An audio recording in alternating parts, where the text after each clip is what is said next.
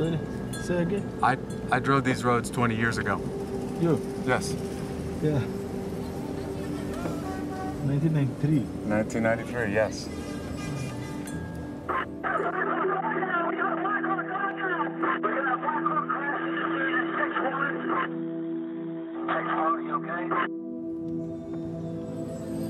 There is a great deal of killing, a whole lot of violence in the movie Black Hawk Down, but to be honest with you, it is a fraction of what really happened in Somalia.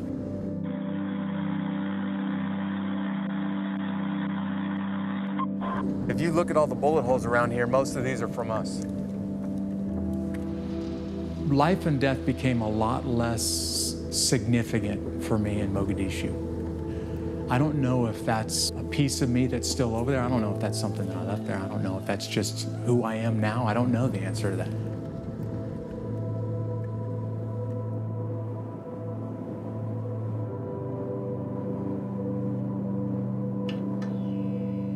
It was my job to lead the Humvees on all of the missions that Task Force Ranger did in Somalia. For the first 30 minutes, man, this thing went down like clockwork, except for one of the Rangers who was flying in on the Blackhawks. Todd Blackburn, when he left the Blackhawk to slide down the rope, he missed the rope and he fell somewhere between 70 and 90 feet from the helicopter. So as soon as I got to the target building, I was already getting a call to take Todd Blackburn back to the base and drop him off. And when I turned the corner, I got hit with the most intense enemy gunfire I've ever experienced in my life. In the course of 1 or 2 city blocks, Dominic Pilla was killed behind me and most of the vehicles were shot to pieces.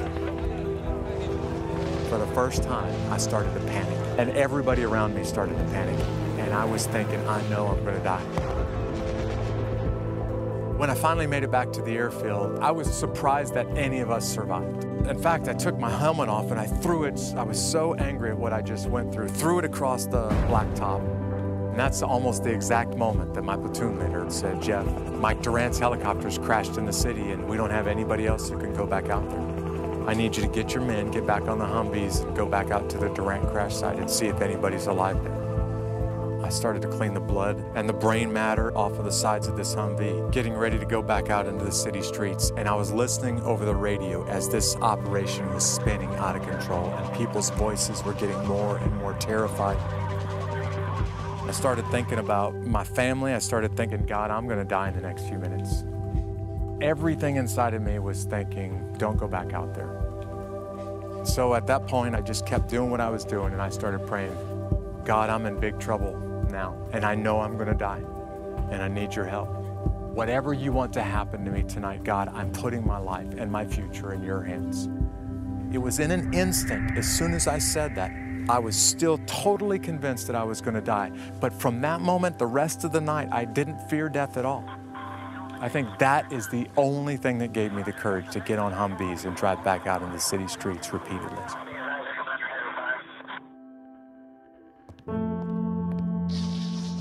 What nobody has done at this point, from Task Force Ranger who was in Somalia, nobody's gone back there.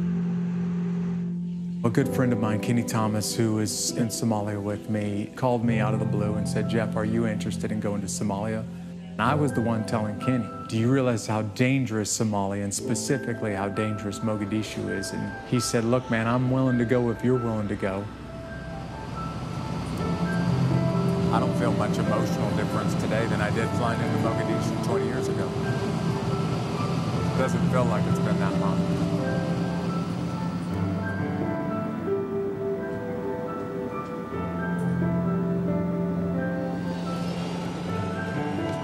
I haven't specifically thought of what it's going to be like, you know, for me personally or emotionally or psychologically going back over there. Probably haven't thought about it on purpose. The security supervisor here in Mogadishu for SKA. The situation in Mogadishu is, I can say it's not any better. There's a lot more activity still happening. IEDs, roadside, grenade attack, drive-by shooting is still happening. I will not advise that we go into Makara area. Hey, I'll see you on the other side, man. Irene.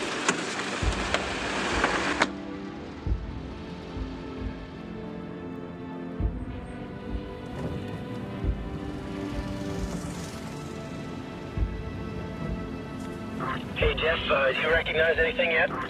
All right, so anything on your right should be the Wolcott crash site, and right up here where those trees are to your left should be the Durant crash site. I was parked right here. In fact, I can still recognize some of those buildings that I spent the whole night parked in front of. So this is how you came in to get us, right? That's right. I think if you bang a right up here by this large 5-story building, you're gonna get real close to the original Target building. Oh, Jeff, tell the driver we're gonna go right. All right, we got it. Taking a right. Roger.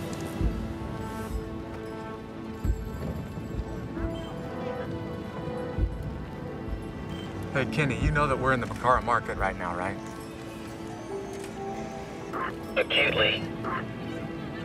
This is what the roads look like with people, except for the people all had guns.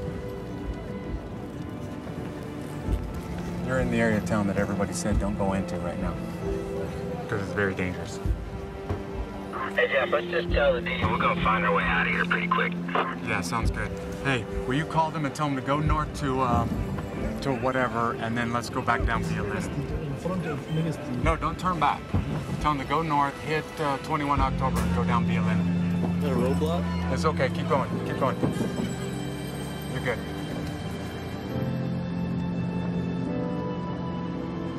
Next to building my house. It is? That's your house?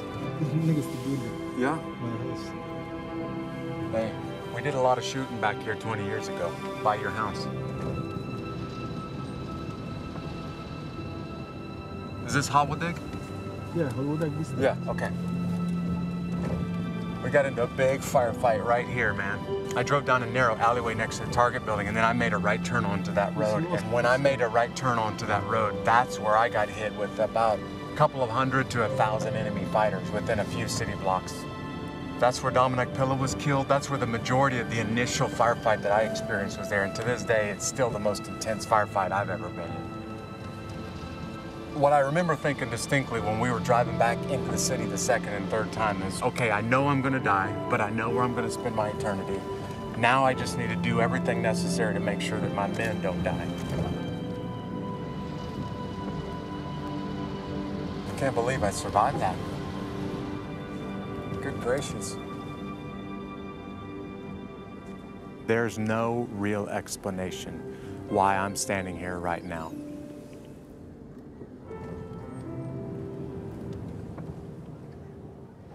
Today, driving back through the city streets, I think that's as close as I've come to the feelings of Somalia 20 years ago in Black Hawk Down. And today really, really drove this home for me. When this firefight was over with, a lot of guys were coming up to my little cot saying, you've got something that I don't have. What is it? You were able to do something that I wasn't able to do. I could hear it in your voice over the radio. What is it? I was very calm. I had made peace with God. I was ready to die in the next few moments, and it influenced the way that I fought. And seeing that spot today, where I washed the blood out of the back of the Humvees and where God gave me the sense of peace, has reminded me that death really became less significant to me in Somalia. And I wonder if life and death here on earth became less significant because eternity became so much more real to me in Somalia.